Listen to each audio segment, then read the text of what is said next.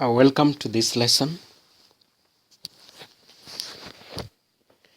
We've said that reversible reactions occur on both directions by varying the conditions.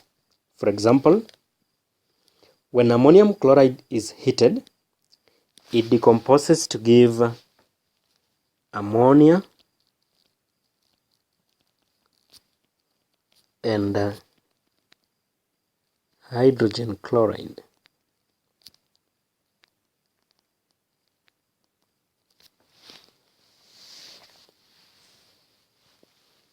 If the heating is done in a closed vessel, the ammonia and hydrogen chloride gases will recombine to give ammonium chloride.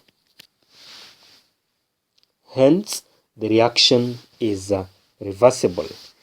And we said that this kind of reaction is represented like this by giving ammonia gas and hydrogen chloride gas. At the beginning, only ammonium chloride is present. That is in that vessel that heating is done. And therefore, forward reaction occurs when heating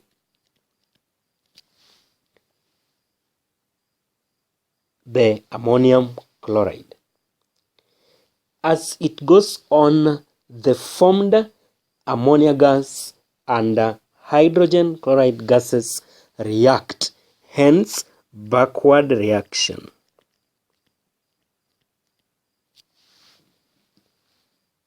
As more ammonia and hydrogen chloride gas form, the reaction at which they recombine increases.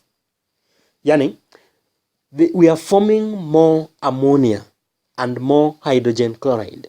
So the reaction, the backward reaction, that is these reactants, will then recombine to give the so-called ammonium chloride. So when more of the ammonia and more of hydrogen chloride gas is formed, it's clear that they will recombine more oftenly to form the ammonium chloride. This will continue until it reaches a point when both forward and backward reactions occur at the same rate.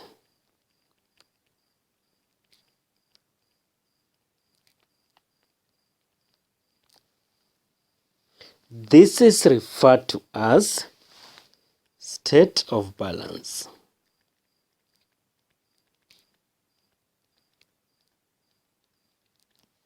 And the reaction is said to have attained equilibrium.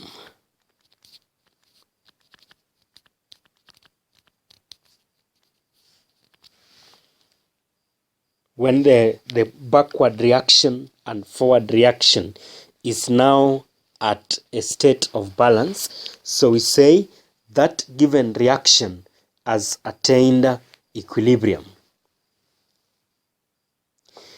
In an equilibrium state, the concentration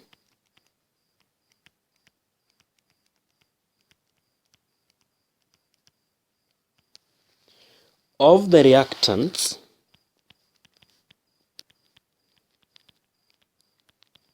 and products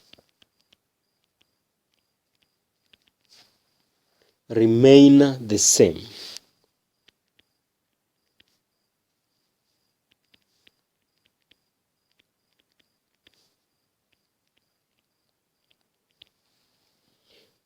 For this to happen, there must be no loss or gain of chemicals in the system, and that's why we say the system must be closed.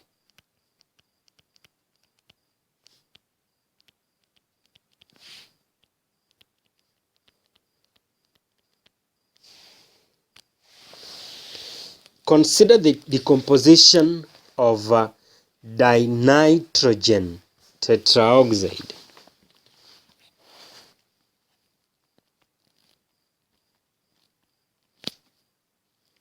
To give nitrogen 4-oxide gas. Supposing we start with a test tube of dinitrogen tetraoxide. The dinitrogen tetraoxide decomposes to form nitrogen 4-oxide gas. That is when the dinitrogen is heated. A point is reached where the amount of dinitrogen tetraoxide gas decomposing is balanced by that being formed. So the composition of the mixture remains the same. That is what we say the state of balance. And that is when we say the reaction is at equilibrium. Let us see that graphically.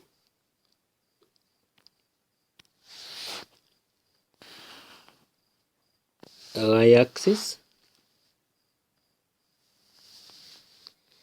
x-axis,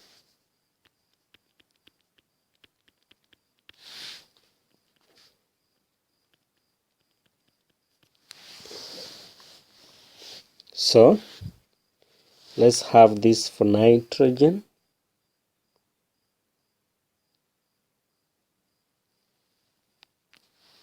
Oxide, and then we want to have this for dinitrogen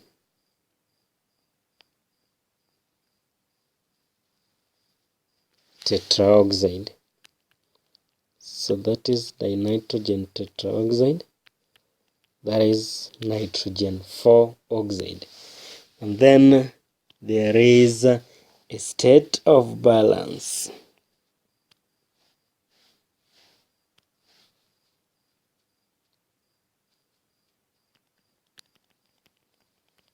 So this is from this point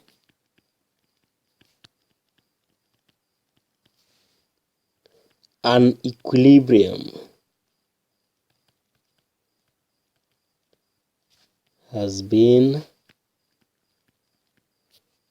established.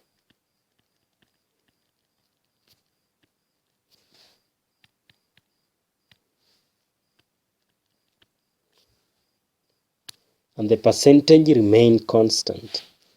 That is 100 at that point. We are starting from 0. This is percentage of gas.